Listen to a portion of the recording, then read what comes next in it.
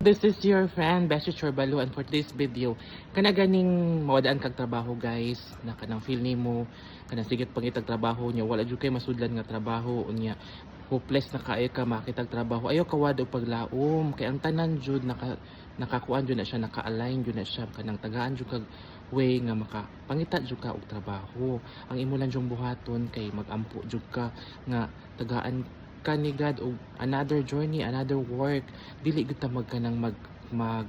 feel na kanang mawad-an tag paglaom. Kay ako before sa una mga 9 months kong walang taro, wala jud ko'y tarong trabaho, pero nagpray jud ko kay Lord sa ana jud ko sa iya nga Lord tagaay jud kog trabaho. So kung ato after ato guys gitagaan jud kog trabaho, pero karon sa mga tao nga way mga trabaho din ha, maningkamot mo nga makakita og trabaho kay naa joy para sa inyo ha. Ang Ginoo maghatag jud nga para sa inyo ha ni nga trabaho mo, ang wake up na mo din ha ug pangita mo